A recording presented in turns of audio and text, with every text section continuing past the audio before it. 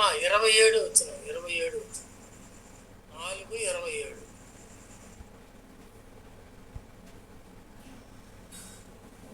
తల్లి అమ్మా సార్ 27 4:27 కదండి. నీవు నడు కరెక్ట్. చదువు చదువు. నీవు నడుచు మార్గమును సరళము చేయము, అప్పుడు నీ మార్గములన్నీ స్థిరములగును. నీవు చాలు చాలు ఆ మాట చాలు. ప్రభునందు ప్రేమనంటే దేవుని పిల్లల మేనమో ఒకసారి ఈ మాట ఆలోచించేద్దాం. అక్కడ ఏముందంటే నీవు నడుచు మార్గంలో సరళము చేయము. కాబట్టి ఇక్కడ చెప్తున్న మాట జ్ఞానైన సొలొమోను మనం నడిచే మార్గాలు దేవునికి మరి అంగీకారముగా ఉన్నట్లుగా మనము ఉండాలని మరి వాక్యము చలవిస్తుంది ప్రియులారా. అందుకే అక్కడ ఏముందంటే మళ్ళీ నేను జ్ఞాపకం చేస్తాను. సామెతలు 4:27 చెప్తున్న మాట ఏంటంటే నీవు 26 నీవు నడుచు మార్గమును సరళము చేయము, అప్పుడు నీ మార్గములన్నీ స్థిరములు. కాబట్టి మనం దేవుని మందిరంకు నడిచేటప్పుడు మనం ఏంటంటే అడ్డుగా ఆటంకాలున్న అవన్నీ కూడా మనము విడిచిపెట్టి మనం ఏంటంటే దేవుని సన్నిధికి వెళ్ళాలి. అప్పుడు మన మార్గాలన్నీ కూడా స్థిరములు అవుతాయి. ఎందుకంటే చాలా చక్కని మాట ఇక్కడ చెప్పబోతున్న మాట ఏమిటంటే అబ్రహాంకు అప్పుడు అబ్రహాం అని పేరు లేదు, కానీ అబ్రహాం అని పేరు ఉంది. ఆది కాండంలో చెప్తున్న మాట మనం ఒకసారి 17వ అధ్యాయము 1వ వచనం చూస్తే అక్కడ ఈ మాట మనకి కనిపిస్తుంది. అది ఏమిటంటే అబ్రహాం 99 ఏండ్ల వాడైనప్పుడు యెహోవా అతనికి ప్రత్యక్షమై నేను సర్వశక్తి గల దేవుడును, నా సన్నిధిలో నడుచుచు నిందారహితుడివై ఉండుమని దేవుడు అబ్రహాంతో మాట్లాడినట్లుగా ఇక్కడ మనం చూస్తాం. అయితే దేవుని సన్నిధిలో మనం నడిచేటప్పుడు ఎలాగ ఉండాలి? ఆయన ఎవరు? సర్వశక్తి గల దేవుడైన, అంటే సర్వం ఆయన తెలుసు. ఆయన సర్వయాంత్రియామి, ఆయనకు అసాధ్యమైనది ఏది లేదు. మన జీవితంలో ఏదైనా గొప్ప అద్భుతములు చేయగలవాడు. అందుకే ఆయన అంటున్నాడు సర్వశక్తి గల దేవుడును, కాబట్టి నా సన్నిధిలో నడుచుచు నిందారహితుడివై ఉండాలి. అయితే దేవుని సన్నిధికి మనం నడిచేటప్పుడు ఎటువంటి కల్మషం, అపవిత్రత, పవిత్రతో మనం ఉండాలి. అపవిత్రత లేకుండా పరిశుద్ధితో నింపబడి నిజంగా దేవుని సన్నిధిలో మనము నడుచుకోవాలి. అందుకే అక్కడ అంటాడు నిందారహితుడివై, అంటే ఏ లోపము ఏ పాపము నీలో లేకుండా నీ దేవుని సన్నిధికి అప్పుడే నిజంగా మనందరము దీవించబడతామని మరి అక్కడ తెలియజేసి పడుతుంది. కాబట్టి ఈ ఉదయకాల సమయంలో మీకు నేను 3 మాటలు చెప్పాలని ఆశిస్తున్నాను. దేవునితో నడిచేటప్పుడు దేవుడు మనకి నీతిని అనుగ్రహిస్తాడు, రెండోది కృపను అనుగ్రహిస్తాడు, మూడోది మనకు తోడై ఉంటాడు. కాబట్టి ఇక్కడ మనం ద్వితీయోపదేశ కాండం ప్రియులారా ఒకసారి చూద్దాం. ద్వితీయోపదేశ కాండం 6వ అధ్యాయము 25వ వచనంలో మనం చూసినట్లయితే ఇక్కడ చాలా చక్కగా ఈ మాట మనకి కనిపిస్తుంది ప్రియులారా. 6వ అధ్యాయము 25వ వచనం. మన దేవుడైన యెహోవా మనకు ఆజ్ఞాపించినట్లు ఆయన సన్నిధిని ఈ సమస్తమైన ఆజ్ఞలను అనుసరించి మనము నడుచుకున్నప్పుడు మనకు నీతి కలుగును. ప్రియులారా, ఇక్కడ దేవుడు నిజంగా మన నీతిని మనకు నీతి కలగాలంటే ఇక్కడ అంటాడు మన దేవుడైన యెహోవా మనకు ఆజ్ఞాపించినట్లు. దేవుడు ఆయన సన్నిధిని అంటే ఆ సన్నిధిలో మనం ఉన్నాము కాబట్టి పరిశుద్ధాత్మ దేవుడు మనతో మాట్లాడుతున్నాడు. ఈ సమస్తమైన ఆజ్ఞలను అనుసరించి మనము నడుచుకున్నప్పుడు మనకు నీతి కలుగుతుంది. సమాజంలో చాలా మంది అనేక చోట్ల మనం వింటుంటాం, చూస్తుంటాం. నీకు గొప్ప నీతి ఉంది, నీకు నీతిమంతుడిలా మాట్లాడతావు, నీ సంగతి నాకు తెలియదా అని సమాజంలో మాట్లాడడం మనం వింటుంటాం. కాబట్టి ఉదయకాల సమయంలో చూడండి, అబ్రహాము ప్రభువును నమ్మాడు, నీతిమంతుడిగా ఎంచబడ్డాడు. మనము కూడా ఆయన ఆజ్ఞలను అనుసరించి మనము నడుచుకున్నప్పుడు మనకు నీతి కలుగుతుంది. ఆయన ఆజ్ఞ ఏంటి? ప్రతి మాట కూడా మన జీవితంలో నెరవేర్చబడాలి, అది మనం అనుభవించాలి, దేవునితో మనము నడవాలి. కాబట్టి ఉదయకాల సమయంలో మనం ఎటువైపు నడుస్తున్నాము, ఎవరితో నడుస్తున్నాము, మనం నడిచే మార్గాలు చక్కగా ఉండాలి. నడకలో కూడా ఇతరులు మనల్ని చూసి ఏమంటారంటే ఏటా నడక అని అంటుంటారు. చూసారండి, అంటే నడక వాళ్ళ దృష్టిలో చాలా అసభ్యకరంగా ఉండొచ్చు. కానీ నడక అనగా మన జీవితంలో మన ప్రవర్తన సరిచేసుకొని దేవుని యందు కృతజ్ఞత కలిగి సమాజంలో సంఘములో మాదిరికరముగా ఉండాలని మరి తెలియజేయక మరి తప్పదు. కాబట్టి ఇక్కడ దేవుడు మనకు ఆజ్ఞాపించాడు ఏంటంటే ఆయన సన్నిధిలో ఆయన ఆజ్ఞాపించినవన్నీ కూడా మనం అనుసరించి నడుచుకున్నప్పుడు మనకి నీతి కలుగుతుంది. నీతిమంతులట ఖర్జూర వృక్షం వలె వాళ్ళు ఉంటారు. చూస్తారండి, అది నీతిమంతులకు కలిగే అది ఫలం, గొప్ప ఆశీర్వాదం అనమాట. రెండోది మనం చూసినట్లయితే ద్వితీయోపదేశకాండం 7వ అధ్యాయము 12వ వచనం చూద్దాం. ఒకటి, నీతి కలుగుతుంది ఆయన మార్గంలో మరి మనం నడుచుకుంటే. దయచేసి చూడండి, 7వ అధ్యాయము ద్వితీయోపదేశకాండం 12వ వచనం. 7వ అధ్యాయం మీకు ఈ విధులను విని వాటిని అనుసరించి నడుచుకుని ఎడల నీ దేవుడైన యెహోవా తాను నీ పితరులతో ప్రమాణం చేసిన నిబంధనను నెరవేర్చి నీకు కృప చూపును. దేవుడిస్తూ చక్కగా వినిపించినట్టే మరి శ్రేష్ఠకు దేవుడు దీవించిన గాక. ప్రియులారా, మీరు ఈ విధులను విని, దేవుడు ప్రతి విధిని మనకి చూపిస్తున్నాడు. ఈ విధులను విని వాటిని అనుసరించి నడుచుకుని ఎడలా నీ దేవుడైన యెహోవా తాను నీ పితరులతో ప్రమాణం చేసిన నిబంధనను నెరవేర్చి నీకు కృప చూపుతాడు. సరేండి, నిజంగా దేవుడు విధించిన వాటన్నిటినీ కూడా మనము అనుసరించి నడిస్తే దేవుడు నిత్యము మన పితరులకి ఇచ్చిన నిబంధన కూడా మన జీవితంలో కూడా నెరవేర్చి కృప చూపుతాడు. ఈరోజు ఆయన కృప లేనిది మనం బ్రతకలేం, ఆయన కృప లేనిది మనము జీవించలేం. కాబట్టి ఆయన కృపలో అనేకమైన ఆశీర్వాదములు ఇమిడి ఉన్నాయని మనం తెలుసుకున్నాం. కాబట్టి ఆయన కృప ఉంటే మన జీవితంలో ఎన్నో ఎన్నో ఎన్నో తర్వాత మాట ద్వితీయోపదేశకాండం 15వ అధ్యాయము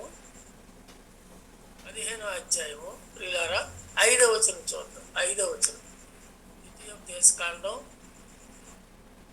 15వ అధ్యాయము 5వ వచనం.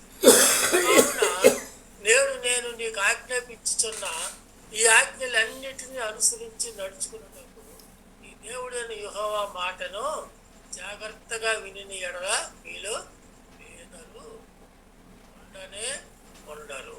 చూసారండి, అంటే మనం నడిచే నడక అంటే మన జీవితంలో ఎలాగ ఉండాలి అనేది ఇక్కడ తెలియజేస్తున్నాం. నిజంగా మనము నడిచే నడక కాదు, కానీ ముఖ్యంగా మనం జీవించే విధానం, మన బ్రతుకు ఎలాగుంది ఒకసారి ఉదయకాల సమయంలో ఎందుకు నడక అనే మాట ఇక్కడ చూపిస్తుందంటే, అంటే మన జీవితంలో మనం చేసే జీవిత యాత్ర అనే ప్రయాణంలో బాగులేదు. మన ప్రయాణం అంటే మన నడక బాగులేదు, మన స్థితి బాగులేదు. అందుకే జాగ్రత్తగా జాగ్రత్తగా అనే మాట ఇక్కడ మనకి కనిపిస్తుంది. ఎందుకు జాగ్రత్తగా అంటే మన భవిష్యత్తు కోసం చెప్తున్నమాట. ఈరోజు చాలామంది కష్టపడతారు, నిజంగా ఎంతో సంపాదిస్తారు, కానీ వాళ్ళకి జీవితంలో ఎంత సంపాదించినా సరే నెమ్మది శాంతి నిజంగా వారికి కరువైపోతుంది. విశ్రాంతి కూడా కరువైపోతుంది. విశ్రాంతి లేకుండా కష్టపడతారు. చాలామంది అప్పుల పాలు అయిపోతారు. చాలామంది అప్పుల పాల వల్ల కృంగిపోతుంటారు, నలిగిపోతుంటారు. అయితే మనం ఈరోజు పేదలుగా ఉండకుండా ఉండాలంటే మనము కొన్ని జాగ్రత్తలు మనం అనుసరించాలి. మనం కష్టపడే ప్రతి పైసా నిజంగా పవిత్రముగా మనము వాడాలి.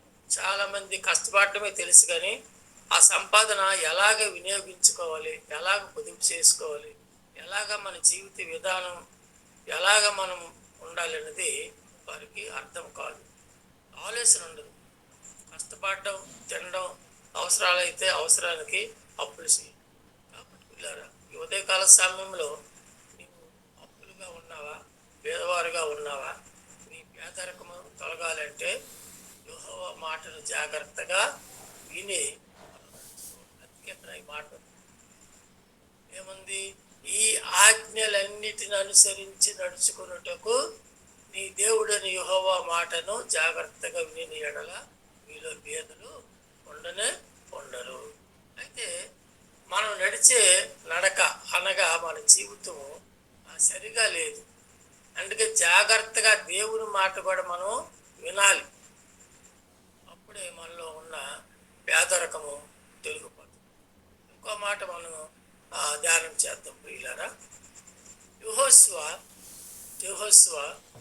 గ్రంథం 1వ అధ్యాయము 7వ వచనం చూద్దాం. యెహోషువ 1వ అధ్యాయము 7వ వచనం చూద్దాం.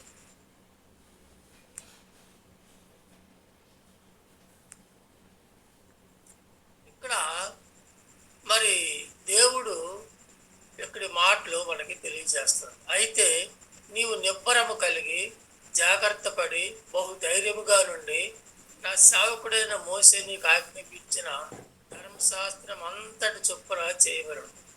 ఇక్కడ చూడండి, అండర్లైన్ చేసుకోండి. నీవు నడుచు ప్రతి మార్గమున చక్కగా ప్రవర్తించినట్లు నీవు దాని నుండి కుడుకు కానీ ఎడమకు కానీ తొలగకూడదు. దేవుడు ఏమంటాడు? నేనే మార్గము, నేనే సత్యం, నేనే జీవం. నా ద్వారా నిజంగా మరి తండ్రి వద్దకు వెళ్ళాలంటే ఆయన మార్గంలోనే నడవాలి.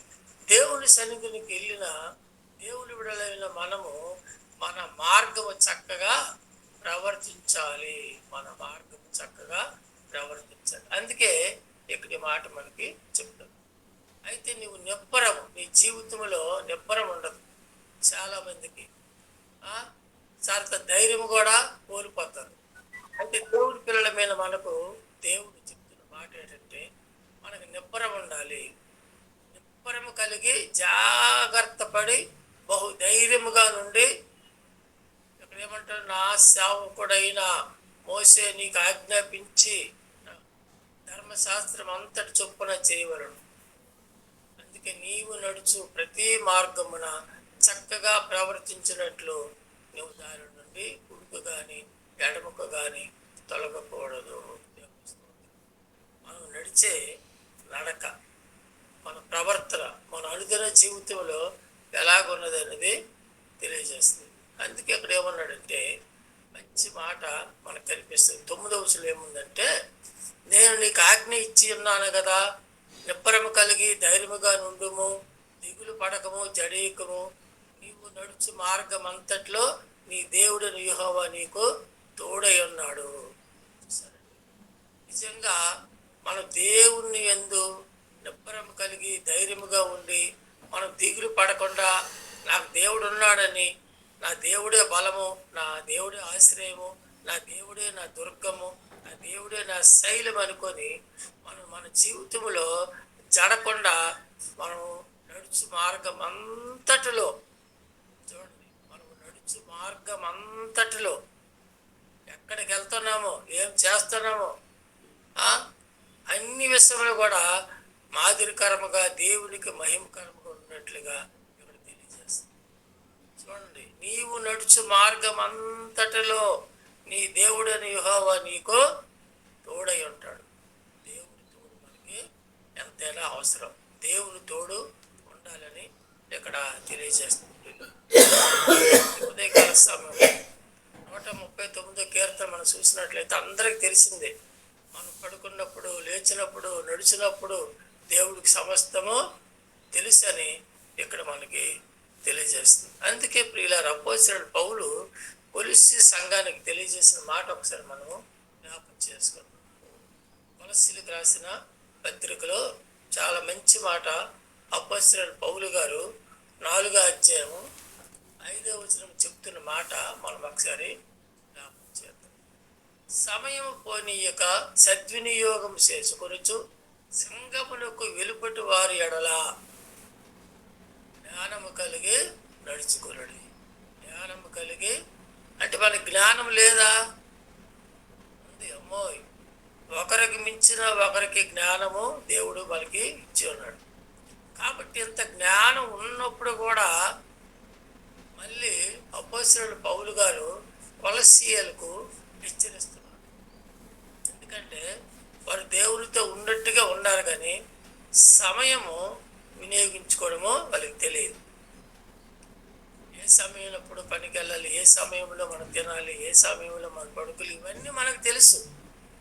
కానీ దేవునికి ఇచ్చిన సమయం మాత్రము మనము వినియోగించుకోవాలి. ఒక అవకాశం వచ్చింది, పౌలయ్య గారు మనకి ఇచ్చారు, ఇది మనం వినియోగించుకోవాలి. పౌలయ్య గారు మనందరం కూడా దీవించబడాలి, క్షేమముగా ఆరోగ్యముగా మనం ఉండి ఆశీర్వదించబడాలని ప్రతి కార్యక్రమాలు ఏర్పాటు చేస్తాం. అది ఒక సమయం. కాబట్టి అక్కడ అంటాడు, సమయము పోనీయక.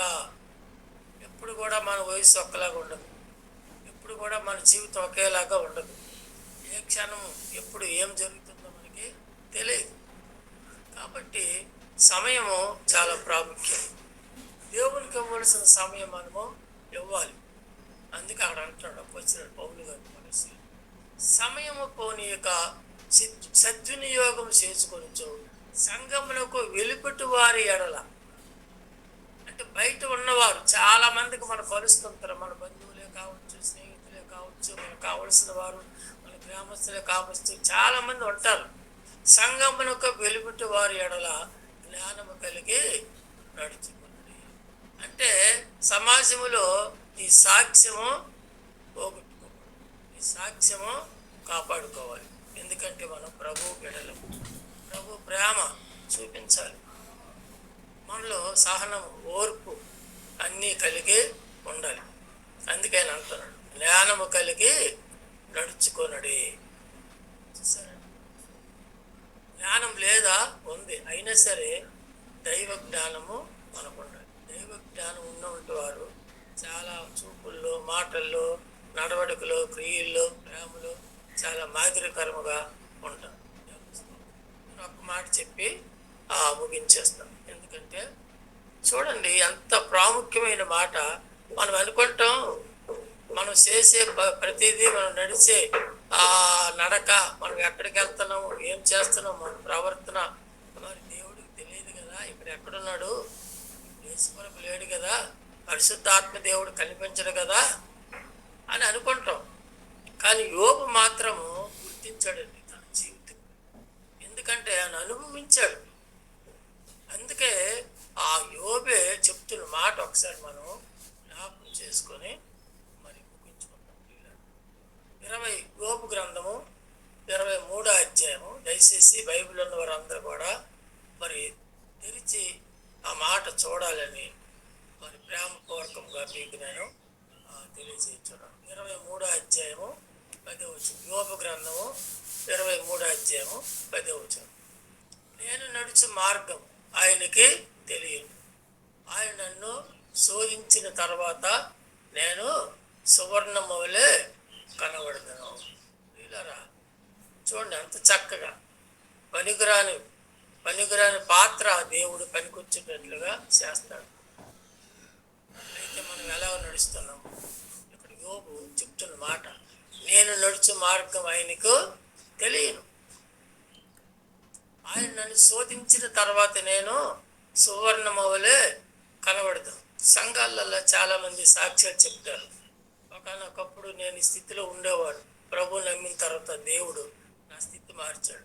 చాలామంది అనారోగ్యంతో ఉన్నవారు, నేను అనారోగ్యంతో ఉంటే దేవుడు నన్ను బాగు చేశాడు. లేదంటే నేను చాలా పేదరికం అనిపించాను, కానీ దేవుడు గంట కప్పల మీద పడి ఉన్న నన్ను లేవనెత్తి నన్ను దీవించి ప్రధానుల దగ్గర నన్ను కూర్చోబెట్టాడని కీర్తన గ్రంథం తెలియజేస్తుంది. కాబట్టి మనం నడిచే మార్గం ఆయనకి సమస్తము కూడా తెలుసు. అయితే నడిచే ఆ మార్గంలో అంటే దేవుని వెంబడించడంలో, దేవుని అనుసరించడంలో మన జీవితంలో అనేకవంటి శోధనలు వస్తాయి. శోధన జయించిన వాడు ధన్యుడు. యాకోబు పత్రికలు చూస్తే అక్కడ ఏంటంటే జీవ కిరీటం ఇస్తానంటున్నాడు. 1:12 చూస్తే యాకోబు పత్రికలు, శోధన సహించిన వాడు ధన్యుడు, అతనికి వాగ్దానం చేసిన జీవ కిరీటము ఆయనకి ఇస్తానని తెలియజేస్తాం. కాబట్టి ఉదయకాల సమయంలో ఇక్కడ మన జీవితము బంగారం కంటే విలువైనది, సువర్ణముగా మనకేం చేస్తాడు కనపడతామట. చూడండి ఎంత చక్కగా. నేను మళ్ళీ చదువుతూ, నేను నడుచు మార్గము ఆయనకు తెలియను, ఆయన నన్ను శోధించిన తర్వాత నేను సువర్ణమవలే కనబడతాను. చాలామంది జీవితాలు ప్రభు నమ్ముతారు కానీ ఇంకా వాళ్ళ పరిశుద్ధత లేదు, వారి జీవితం అంతా కూడా అపవిత్రతే. దేవుడు అంటాడు, మిమ్మల్ని ఆశీర్వాదం కారకులుగా నేను మిమ్మల్ని నియమించాను అన్నాడు. చాలామంది ప్రభు నమ్మిన తర్వాత దేవుని ఆశీర్వాదాలు కోల్పోతున్నారు. కానీ ఇక్కడ యోబు మాత్రము ఆయన శోధించిన తర్వాత నేను సువర్ణమవలే కనబడతాను. నువ్వు ప్రభువు నమ్మినప్పుడు కూడా నువ్వు ఎలా ఉన్నావంటే నీ జీవితము అన్యుల కంటే అధ్వానముగా ఉంది, భయంకరంగా ఉంది. నీ వెలుగు ప్రజలకు కనబడటం లేదు. నీ జీవితంలో చీకటి అనే పాపమే ప్రతి ఒక్కరు నీలో చూస్తుంది. కాబట్టి నీ జీవితం సువర్ణముగా నిజంగా మార్చబడిందా ఒకసారి ఆలోచించు. అందుకే 11వ చెప్తున్నాడు, నా పాదములు ఆయన అడుగు జాడలు విడవక ఏముంది నడిచినవి పాదాలు. చూడండి, నా పాదములు ఆయన అడుగు జాడలు విడవక నడిచినవి, నేను ఇటు అటు తొలగక ఆయన మార్గము నన్ను సరించిందని. చాలామంది దేవుని నమ్ముతారు, దేవునితో నడుస్తారు, దేవునితో సావాసం చేస్తారు, సంఘానికి వెళ్తారు, ప్రార్థన కూటములకు వెళ్తారు, మళ్ళా అన్యులతో రకరకాలుగా లేనిపోని సావాసం చేసి వారి యొక్క ఆధ్యాత్మిక జీవితము పాడుకొట్టుకోండి. దేవుడితో వారికి ఇచ్చిన విలువను కాపాడుకో. కానీ ఇక్కడ సువర్ణం కనబడుతుంది. సువర్ణం అనగా బంగారం. అంటే అదట నశించిపోతుంది కొన్ని దినాలకి. పేతురు గ్రంథంలో చూస్తే ఒకసారి చూడండి దయచేసి. పేతురు రాసిన పత్రిక 1వ పత్రిక, పేతురు రాసిన 1వ పత్రిక 1వ అధ్యాయము 7వ వచనం చూసినట్లయితే చాలా చక్కగా ఇక్కడ మనకి ఆ మాట వివరిస్తుంది. చూడండి 1వ అధ్యాయం 7వ వచనం, నశించిపోవు సువర్ణం అగ్ని పరీక్ష వలన శుద్ధపరచబడుచున్నది కదా. చూడండి, అంటే నశించిపోని బంగారం అట ఏమవుతుంది, అగ్ని పరీక్షకి వెళ్ళాలి. అగ్ని పరీక్ష అంటే బంగారం షాపుకి వెళ్తే ఆ షాప్ అతను ఏం చేస్తాడు, ఆ బంగారాన్ని అగ్ని పుటంలో వేసి బాగా కాల్చి దానిలో ఉన్న మస్తంతా తీస్తాడు. మస్తంతా తీసి మనకి ఏ వస్తువు కావాలో అందముగా తయారు చేసి, ప్రియా దేవుని బిడ్డ ఉదయకాల సమయంలో దేవుని పిల్లల మీద మనము కూడా మన జీవితాలు మార్చి ఒక ధన్యకరముగా మేలుకరంగా ఆశీర్వాదకరంగా ఉన్నట్లుగా నిజంగా సువర్ణము వలె మనం కనబడాలంటే నిజంగా దేవుని వెలుగుతో నింపబడి మనలో ఉన్న అపవిత్రత తొలగించుకొని పవిత్రమైన జీవితం జీవించాలని మరి తెలియజేస్తున్నట్టు ఉదయకాల సమయంలో నిజంగా నువ్వు శోధింపబడితే అంటే యోబు జీవితంలో నిజంగా చాలా కష్టాలు సాతాను సోదగా శోధించబడి యేసుప్రభు కూడా 40 దినాలు ఉపవాసం ఉండి ఆయన అరణ్యంలో నుండి బయటకు వచ్చినప్పుడు సాతాను ఎదురుపడింది. అయితే సాతానికి లోబడలేదు నిజంగా. అందుకే ఆయన గొప్పవాడు మన ప్రభు. మనం కూడా కొన్ని చిన్న చిన్న మన జీవితంలో సంభవించినప్పుడు శ్రమలు మనం దేవునికి దూరం. కానీ యోబు మాత్రం ఆయనకు వచ్చిన ఆ శోధన చాలా భయంకరమైనది. అయినా అలాంటి స్థితిలో కూడా నిజంగా యోబు తన జీవితంలో ఇంకా దేవునికి దగ్గరగా ఉంది. అందుకే మన అనుదిన జీవితంలో ఒక్క మాట చెప్పి నేను ముగించాను. లాస్ట్ ఆఖరి మాట ఒక్కసారి చూడండి ప్రియులారా, 26వ కీర్తన. దయచేసి ఈ మాట చూడాలి. పరిశుద్ధాత్మ దేవుడు మన జీవితంలో ఏవేవి చూస్తున్నాడో ఒకసారి మనం జ్ఞాపకం చేసుకుని 26వ కీర్తన చూడండి, 2వ వచనం చదవండి దయచేసి. 2వ వచనం ఎవరైనా బైబిల్ ఉన్నవారు చదవండి. 26వ కీర్తన 2వ వచనం. యెహోవా నన్ను పరిశీలించుము, నన్ను పరీక్షించుము, నా అంతరంద్రియములను నా హృదయములను పరిశోధించుము. వా దేవుని స్తోత్రం. అయ్యగారికి నా ప్రత్యేకించి వందనాలు. ఎందుకంటే ఇక్కడ 3 మాటలు పిల్లారా చూపిస్తారు. ఏంటి? 1 పరిశీలించము, 2 పరీక్షించము, 3 నా అంతరింద్రియములను నా హృదయమును పరిశోధించము.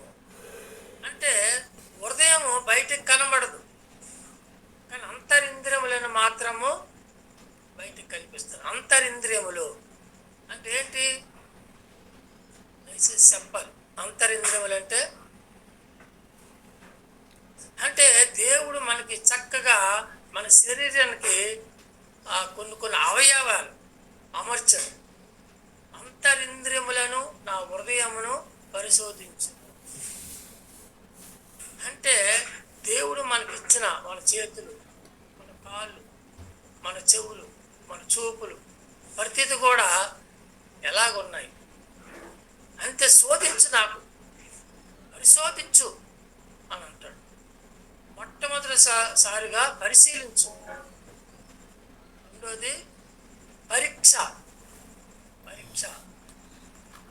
నిజంగా మేము ఆ ప్రతిమకి మేము మొక్కము అన్నప్పుడు వాళ్ళకి మండుచున్న అగ్నిగుండంలో వేసినప్పుడు నిజంగా ఆ పరీక్షల వారు నెగ్గారు. కొందరు జీవితంలో పరీక్షలు ఫెయిల్ అయిపోతారు, అందుకే తల్లిదండ్రులకు దూరం అయిపోతారు. చాలామంది ట్రైన్ కింద పడి చచ్చిపోతున్నారు. చాలామంది భయపడిపోయి ఎక్కడికో పారిపోతుంటారు. కానీ దేవుడు మనకు పరీక్షిస్తాడు. అంటే ఎందుకు? నువ్వు నిలకడగా ఉన్నావా, స్థిరముగా ఉన్నావా, దేవుళ్ళు ఎదుగుతున్నావా లేదనేది ప్రతి విషయంలో కూడా దేవుడు మనకి పరీక్షిస్తాడు. అన్నం వండేటప్పుడు ఏం చేస్తాం? గరిటతో తీసి 2 మెతుకులు ఉడికిందా లేదని చూస్తాం. అలాగే చాలామంది మనుషుల్ని కలిపెడతారు. మన ప్రవర్తన బట్టి, మన మాటల బట్టే ఈ వ్యక్తి ఎలాంటి వాడో మనకు తెలిసిపోతుంది. ప్రియులారా, మన అనుదిన జీవితంలో దేవుడు పరిశీలించినప్పుడు, మనకు పరీక్షించినప్పుడు, మనకు పరిశోధించినప్పుడు మనం ఎలాగున్నాము ఒకసారి దయచేసి ఉదయకాల సమయంలో జ్ఞాపకం చేసుకో. అందుకే నేను మళ్ళీ చెప్తాను, యోబేట అంతనుడు తన జీవితంలో నిజంగా చాలా చాలా చాలా ప్రాముఖ్యమైన మాట ఇది. మనం జ్ఞాపకం చేసుకోవాలి. యోబు 23:10లోన ఆయన అంటున్నాడు, నేను నడుచు మార్గము. ఇలారా దేవుడికి తెలియదు అనుకుంటున్నావా? ఈరోజు మనుషులే అంటారు, నువ్వు ఎక్కడికి వెళ్తున్నావో నాకు తెలుసు, నువ్వేం చేస్తున్నావో నాకు తెలుసు అంటాడు. మనుషులే అంటున్నారు. మరి మనుషులకే అలాంటి జ్ఞానం ఆలోచన ఉండేటప్పుడు మన దేవుడు అనంత జ్ఞాని. మనం ఏం చేస్తున్నాం ఆయన సర్వమో తెలుసు. అందుకే ప్రియులారా, నేను నడుచు మార్గం ఆయనకు తెలియను. ఆయన నన్ను శోధించిన తర్వాత, శోధన వస్తే చాలామంది భయపడిపోతారు. ఆయన అంటాడు, ఆయన నన్ను శోధించిన తర్వాత నేను సువర్ణము వలె కనబడతాను. నువ్వు ఎలా కనబడుతున్నావు? ప్రజల్లో, సమాజంలో, సంఘములో ఎలా కనబడుతున్నావు ఒక్కసారి ఆలోచించుకో. ఈ ఉదయకాల సమయం సువర్ణము వలె మనం కనబడాలి.